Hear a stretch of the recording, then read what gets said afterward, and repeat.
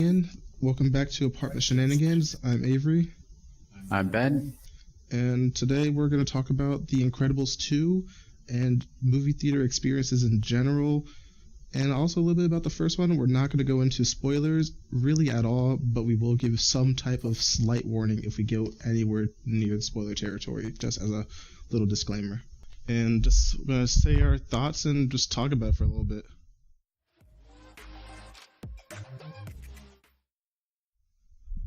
I guess starting off, just the movie in general, I absolutely loved it. Yeah, I liked it a whole lot too. Like overall, like everything about it was great. I was giddy like a little kid, and Yeah, guys, he was like shaking the popcorn all over the place at the end of the movie. okay, I did shake the popcorn. You made a giant mess. You didn't just shake it. Yeah, okay, there was a big mess, but The Incredibles is like my favorite Pixar movie, like favorite Pixar movie of all time, maybe Disney as well. And of all the rumors of The Incredibles 2 possibly coming and possibly Dash being the villain and all of that stuff it was good. I really liked it. Yeah, you had a lot of like built up expectations for it, for sure. I mean, just like I was saying earlier, watching the trailers for it, and I'm not gonna go into spoilers, at least like not right now, but I was worried that Bob and Mr. Incredible was going to be too much of the focus or too far away from the focus of the movie, and it was just going to be about Elastigirl. But they found like a great balance of everything. Yeah, I thought they handled that really well because I could definitely see your point there with thinking he's just going to be a very minor character based on even the little bit of the trailer I saw. Yeah, and like it seemed like he was just more the joke. They couldn't always show like the same Jack scene when he was like teleporting and like he was saying num num cookie. Right, yeah. And I thought they did a good job because something they do a lot of times with dads and stuff in TV and movies now is they minimize the role and they just make him the dopey, like, sitcom dad. But they focused on a lot of what he did as a dad and when Elastigirl was doing her like missions and stuff as the new main character and kind of pointed out a lot of the difficulties and stuff that you didn't see the first time around with mom being at home. Exactly. Yeah, they really focused just on Bob and then kind of on the kids a little bit, but it was just it was his movie in the first movie. Yeah, definitely. And that then kind of indicated his personal struggle with her going back to work and being, you know, the primary focus for what they wanted to accomplish in the movie.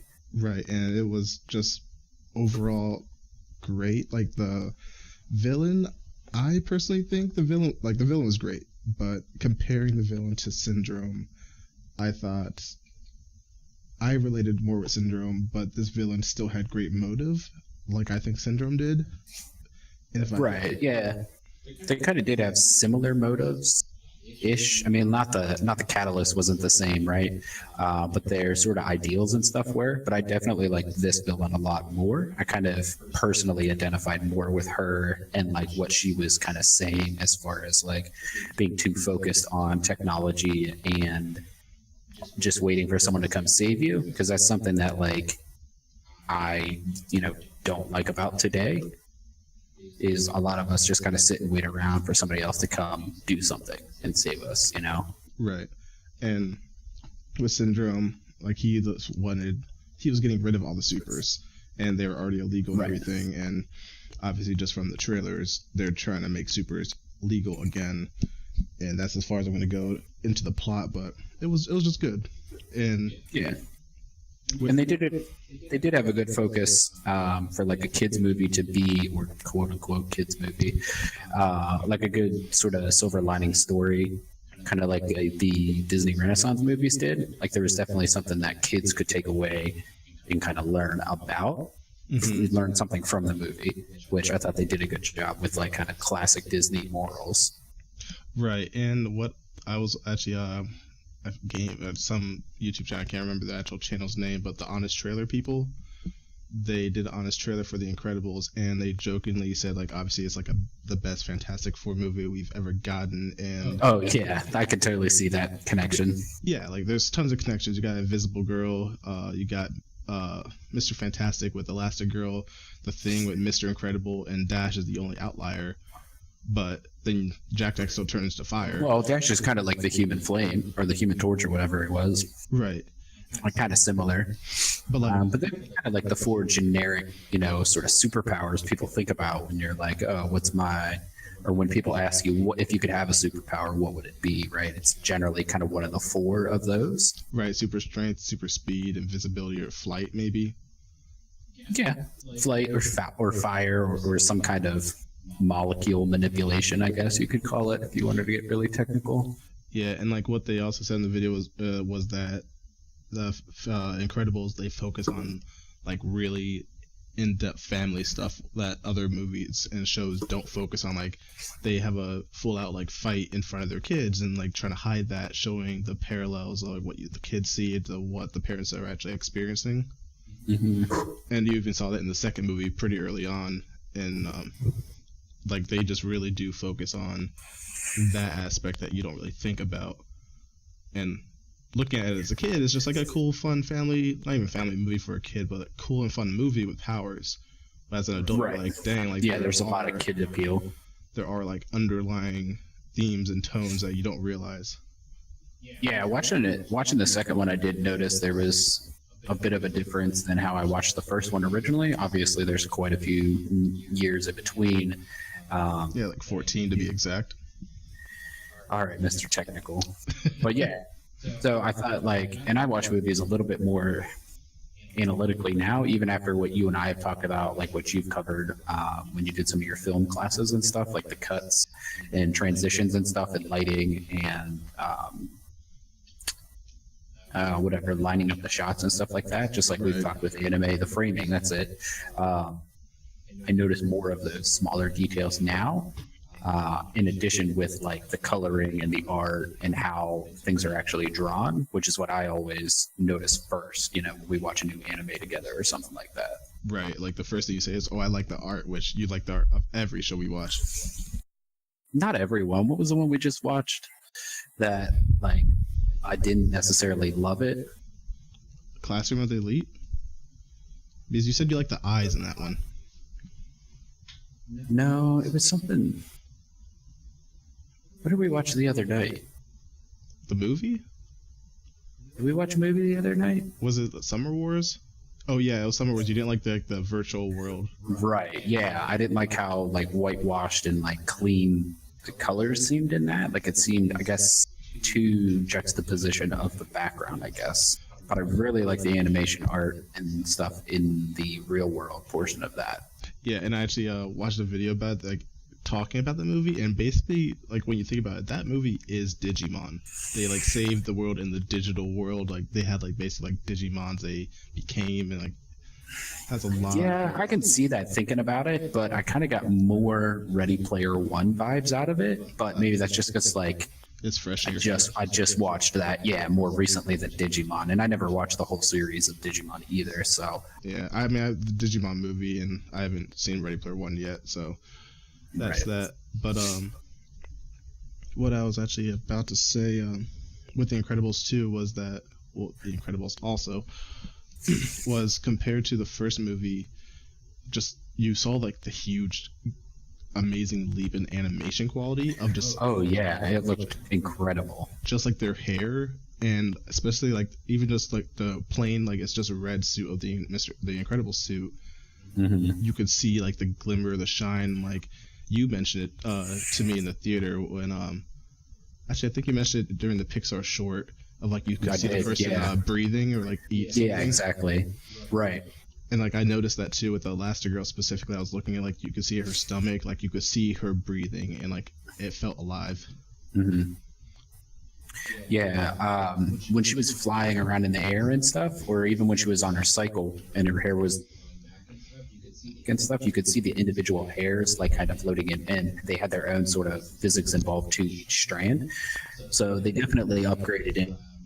Watched it in like a brand new theater with like that they just started to renovate the whole theater, but we watched it in one of the ones that was finished, and I'm actually kind of interested to see if we could do some research and find out what type of projector they're using, because the projector and screen looked way better than like pretty much anything I've seen recently. But I haven't been to like a brand new IMAX, so I'm not sure how the quality looks to that. But it was definitely like really good. Yeah, when it comes to just like the image quality, I'm not a huge stickler on like, even with games, shows, I'm like, oh, like I'll watch it in standard HD, whatever. Right. Yeah, you're not real picky about that, but I am, and the sound was really good in this new theater too. The sound I did There's notice. two things I'm super picky about. Like if one of those is off a little bit, I won't. Like I won't watch cams and stuff like that from torrent sites or whatever, just because I'd rather wait for really good quality DVD rip or something like that if I'm going to do something like that. Right, like the sound I did notice, like you could, where we were, like the seats were amazing. Like the sec you sat in there, like, you said you did that little like toilet seat, little shake, but like it felt great. And then like the bass in the entire theater was great, because every time something happened, you felt it. Yeah, it was like they put in like a 4 or 8 inch woofer into the bottom of every seat, because it wasn't just like a traditional movie theater where it kind of shakes and it sweeps across the air in the theater. It was like directly like on you, like kind of when we watch stuff at home here and we have the subwoofer turned on, like it shakes the couch and stuff. Right. Like it was more like not individualized, but like felt more focused. Personal. It was more focused to like each seat, so that was really neat to see, kind of like the new or newer technology for theaters, because that theater had like really old, like whatever they were using, you know, probably from like the early 2000s still. Oh yeah, the theater isn't the best, but like it is getting there. Oh yeah, I would definitely go there a lot more if we watch in that specific like finished theater. Yeah, and like that was like for everyone, that was the AMC Prime. I don't know what that means exactly, but there's like IMAX, 2D IMAX, and standard, and also like 3D IMAX. But like there was AMC Prime. I'm actually gonna look that up right now to see exactly what makes it different. But that's actually why I actually chose to go to that one.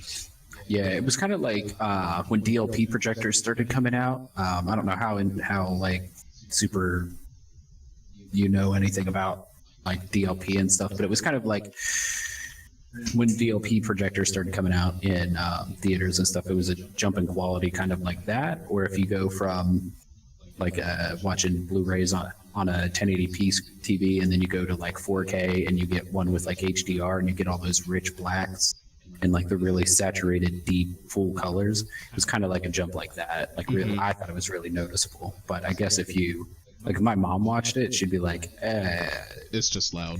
It looks a little bit clearer, I guess, but she didn't really notice a difference when we went to a 1080p TV at home when we were growing up.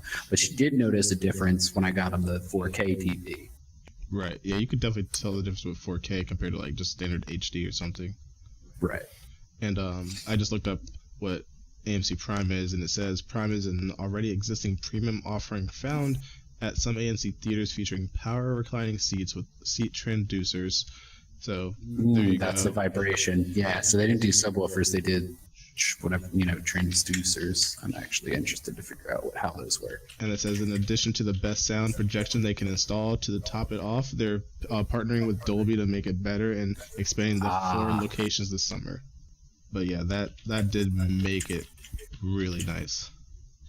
Yeah, look up the since they're partnering with Dolby, I wonder what type of projector, because I wonder if that was a 4K HDR compatible projector. Honestly, I wouldn't be surprised, because it did. If they're partnering with them, like that would make a lot of sense, because the colors were just, I don't know. I don't know the right word because I'm not that technical about it, but I did know there was a difference, a big difference there. It's the Dolby Vision laser projection system. Delivers high dynamic range with enhanced colors technology and produces HDR, yeah. Okay. So, yeah. And then whatever the size of the screen is going to give you the resolution, but it was a big screen. Yeah. And speaking like the screens, like when I was at work, I was picking out the seat, and the person I was sitting with there, when I picked the seat, I always like to pick the seat like if there's a railing, the seat right in front of it, so you can put your feet on there. And I like to be in the middle. But he was saying, oh, just pick the seats in the back right or the back left. I'm like, if I'm going to a movie, I hate going all the way to the back. I always went like halfway up, and then like in the middle, like 3 or 4 seats, if you could get it. But we didn't have reserved seating in the theater I grew up with. Yeah, and same here. But like, just in general with movies, if you're going to the movie, you want to see it on the big screen. If you're so far back, what's the point? Like, yeah, because if you're that far back, you're sitting like maybe not 100 feet, but you're probably sitting 40 or 50 feet back from like I don't even know how big the screen, but like 20, 40 feet diagonally.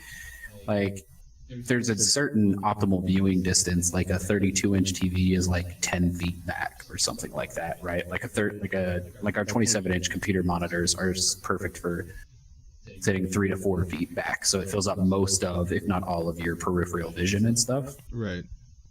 But those transducers they put in the seats are basically like subwoofers in a way, but they create. So I guess they take the bass frequency and just produce mechanical vibration rather than sound vibration.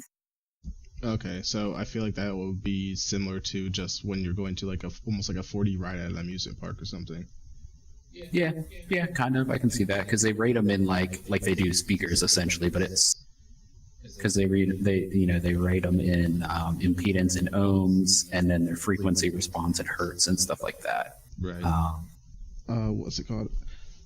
Going back to the movie a little bit, with everything like with Jack, like obviously The Incredibles 1, only right at the end, only the syndrome and like the audience knows that Jack has powers, and then there's like Jack Attack where the babysitter Kara sees that he has powers and her memory gets wiped, and just like Jack was, he wasn't a worry of mine either, but the fact that he's a baby, like kind of like Baby Groot in the Guardians of the Galaxy or Infinity War, I was slightly worried they're going to focus too much on him for gags, but I thought it was like the perfect amount.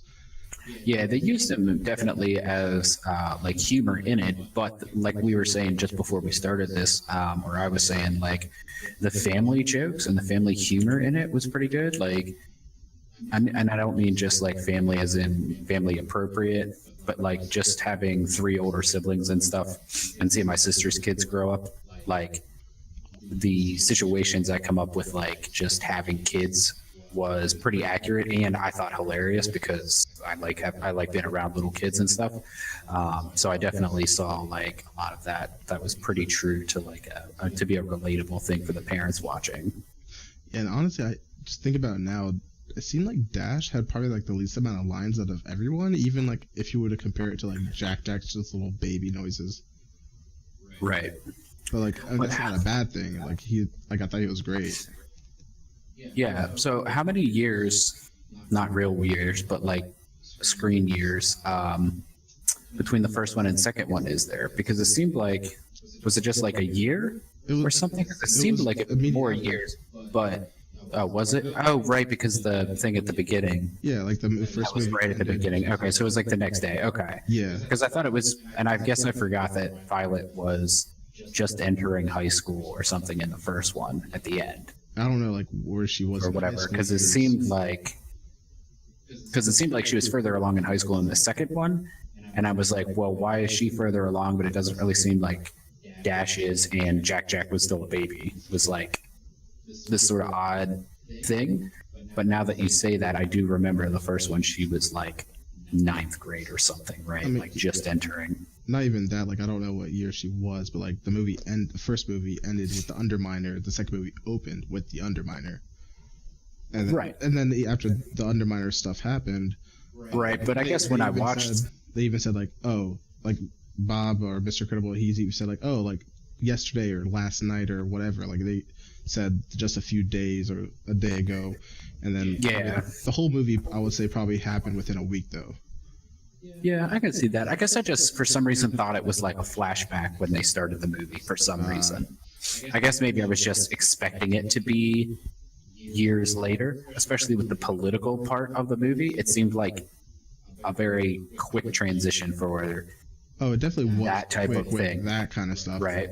But So that's what I guess maybe kind of led me down that sort of line of thinking, and that could be why I sort of like thought about it that way. But now talking about it, I do see the line there, or the the timeline being more.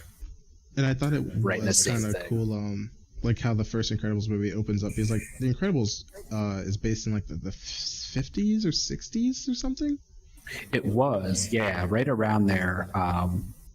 Because the camera equipment they were using to record like with the TVs and stuff, or for the TV stations and stuff, was definitely like that time frame, because it had sort of a I just sort of like found it. like BioShock 1 vibe, right? The Incredibles is 1962. Okay, so yeah, so right around that time frame, which is kind of when BioShock was the first one was set, sort of. Because like the first movie it opens up with like all these supers, Frozone, Elastigirl, and Mr. Incredible having those interviews, and then like Elastigirl has a like line before it goes to the movie where it's like, oh, you're gonna keep the saving to the men? I don't think so. And this movie somewhat opened up in a similar way with Right. Well, she did say that in an interview in the second movie. yeah, she basically said the same thing, and they even She flashed said that. they even Mine, like on yeah. the TV that Jack was watching at one point in the movie that you see in the trailer, so this isn't a spoiler. You see Mrs. Elastigirl's interview from the first movie, Yeah. but yeah, like they opened up in a very similar way. It was like an interview style, and like it's legit like the first 2 minutes of the movie where like slight spoiler where they're interviewing Tony, and I got parallels from when they interviewed like Elastigirl and everyone from the first one. Yeah. So it was definitely good. What other interesting thoughts did you have about it? Because I commented about on everything about it that I liked or thoughts that I had about it. But you might remind me of something else. Well, actually, one thing I was going to say earlier, and I mentioned to you in the theater, was that watching a video made by actually Disney Pixar, they were saying like every movie, every Disney and Pixar, mainly Pixar movie, they always have one thing that's the hardest thing to animate. I remember in Finding Dory, it was Hank the Septopus because he didn't have bones, so it was really hard for them to animate him moving around. And I think in Coco, it was moving the clothes on the skeletons because they never dealt with bones rather than skin. Right. Yeah, they didn't know how to get the clothes to sit properly on the bone, Right. And in this movie, they were saying that it was Elastigirl's Elasticycle that was the hardest thing, not because it was hard to make, but how fast it went when it was actually moving on the street was really hard. And in the Which I feel trailers, like that shouldn't have been that hard for them to figure out, because like we've seen motorcycles and stuff in video games, right? And other 3D renderings, but maybe just for their specific studio or the way that they wanted it. maybe, and also it kind of makes me think about like the scene in X-Men Days of Future Past with Quicksilver when he's running through the mansion saving everyone. That was the hardest scene for them to film, and that took them like 3 months or something. But it kind of reminds me of that. But the last cycle, they also said like again, something you see in the trailer, she crashes into a window when she's chasing something, and when she crashes into the window, because of how fast it's going, the glass breaking when she crashes into it, that was really hard for them to make look realistic, and they had to add like I think extra shards of glass compared to what was actually there with the window. I can see that. I do see that aspect being within the, like what I think would be difficult, but I'm not an animator, so I have no idea. But right, and also just going back to, or not going back, but while we're on the subject of the Elastic Cycle, again, no spoilers, but the just the stuff she was doing while riding it, just the creativity they had using Elastigirl's powers, because you don't really see her use her powers too much in the first movie. But you see Mr. Incredible, Dash, and Violet kind of gain with their powers in this movie. Honestly, everyone, like, I would say, like, has upgrades their powers in some kind of way. And right. I can see that. Elastigirl's creativity when she was riding her cycle and just fighting in general was amazing. And then gosh, when the first scene when like the main villain like attacked, I almost like I didn't almost, but like I could totally see. Did you get goosebumps? Not the goosebumps, but like I could definitely see people getting seizures from that first attack, and especially. Yeah, I thought when she was in the box, yeah. I thought that they should have had a warning for that. Right. Yeah. That the first scene, like because it was the very first time, and then that box scene, yeah, definitely. I was like, holy crap! I kind of was squinting a little bit. Yeah. Like, if they would have been strobing the LED effects when she was in the box, that would have been a bit much, because strobing, I don't get seizures or anything, but I can definitely like, you get a little bit disoriented, right? With those with light strobing and stuff, at least I do. So I could definitely see that, but the box scene wasn't too bad, but I could definitely see like it'd be worthwhile to put something like that at the beginning. Yeah, I don't think the box scene was terrible. I think it was just because it was a dark theater and bright lights. That's what made me squint. That could be, yeah. But yeah, like that, and I'm sure like it's Pixar and Disney, like they probably film tested with kids anyway to make sure it was safe too. Right. Yeah. But still, I mean, people are sensitive to, you know, different things and stuff, but it definitely wasn't like too intense or anything like that. But it was just something that we kind of noticed there. Yeah. But I think that's about it that I can think on the top of my head right now with the movie. But just kind of changing gears to the short film at the very beginning. Yeah, I did not like get the in-depth thought about that at all. I was like, this is really dark and weird. I'm not sure why it's at the beginning of a Pixar movie with their like family values and all of this and that. Yeah. I didn't get it, honestly. Like, I really didn't think about that at all till you like leaned over. It wasn't like a whole big giant like aha moment, but I was just like, yeah, that's probably actually what they were trying to go for, and I'm just an outlier with what I thought about it. So yeah, that was it was cool though. It was well done. Yeah, and like again, like people might not know, like Disney Pixar, they put out like small quick clips on YouTube, and I knew that was going to be the short. And basically, the premise it starts off the little what was it? What was the food that she made? It was kind of like a wonton, but was it more like an oompa? She made some kind of doughy. It was like a Japanese dough ball with like, it looked like some kind of salsa in the middle with like a twisted kind of top, kind of like an onion type of thing. I know the food, but I can't think of the name. But basically, the character made that. It's like a dumpling kind of. Yeah, the character made that, and that food came to life, and that it became basically her kid, and that's all I'll say about it. But I was like, oh, it's just. When I said like what I thought about it, I was like, it's just the representation of like what that main character thinks of.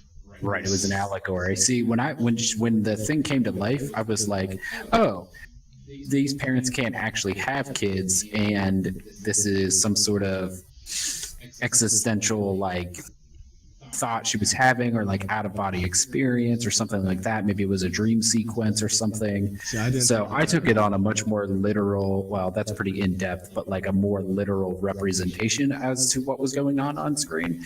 That's why the way that it ended, well, not the way that it ended, but like the way it looked like it was going to end, I was like, this is really dark for Pixar and weird. Right. Yeah. You know, like, because Pixar stories can be dark, but it was just very on the nose. Like, just if that would have been what it was just like straight, you know, this is what happened. It wasn't kind of a hidden like theory type of video or anything like that. Yeah, like I didn't think about it the way you just described it at all. But yeah, it was weird at first, but I got used to it, and the way you thought it was going to end, like, yeah, that was definitely dark. But that moment is when I leaned over and was like, that's really dark, and you were like confused, and then you were like, no, I think it's supposed to just be a representation, and I was like, yes, that makes more sense. You're like, that makes sense for Disney. Right. Especially with the way that it ended up ending, with the coming back like making amends type of thing. Right, yeah. And like in every Pixar movie has a short before the actual showing, and I always forget that when I go to the theater. And I remember when I was actually like a little kid going to see the first Incredibles, I remember whispering to my mom, I was like, this isn't the movie we wanted to see, and like the guy next to me just laughed. You told me that. Yeah, and I told Ben earlier too, like Incredibles is like one of the very first movies I remember actually going to go see in theaters, and it was like I think for my birthday as well. But yeah, I don't really have anything else unless you do. Anything spark in your head? No, not really. I think we kind of covered all of our initial reactions and thoughts about it. I'm sure we'll have more discussions about it as things sort of pop into our head. We're talking off camera and stuff. Yeah, and for anyone listening, this is June 15th. We saw it the day it released, so this probably won't be published until days or a week later or so, but a little bit of reference from where we're coming from for those of you who have or haven't seen the movie. It was definitely worth it, though. Like, that's definitely a movie. Going in, I had a little bit of, like, not reservations, but wasn't expecting too much, but it blew me away. Like, I was definitely, like, glad we went and saw it in theater and not just watched it here. Yeah, and, like, I had high expectations, and all of my expectations were met, so that was amazing. So, yeah. all good things, all good positive things, and right before we finish, I actually want to see the Incredibles 2 IMDb score and see how they're doing. And it looks like they have a 8.8. And what's the other one? Rotten Tomato? Yeah. Rotten Tomato gave it a 94%, and audience gave it a 93. Okay. Yeah, I think those are probably pretty accurate within the margin of error and stuff. Because you and I are like kind of, I'd say you're in the fanboy category, and like I like the first one, but I wasn't like. I wouldn't count it as my favorite, but if we were looking at just the two of them, I kind of like the second one more. Just overall, like animation, the resolution, or like the visual aspect of it, and then the story, and everything just kind of came together a little bit better. But I think that's because they weren't expecting that with the first one. That, and you already knew the characters, so you didn't really need to build their characters too much more, even though they did in the movie. Yeah, I can see that for sure. And just comparison, the first one got a 8.0 on IMDb and a 97% on Rotten Tomatoes, but critics... So they're basically at the same point. They are, but surprisingly, audience gave it a 75% for Rotten Tomatoes. For the first one? Yeah. I can see that. Because, like I said, I wasn't a super fan or anything like that of it at first, but I definitely like the second one more. Yeah, second one I will also say liked a lot more. What would you rate the second one and first one? Like out of 10? Yeah. I'd probably say a 7 or 8. Like, I don't know that I've ever seen a 10. Okay, so the second one's 7 or 8. For you as well? Oh no, I'm asking like the second one is 7 or 8, not the first.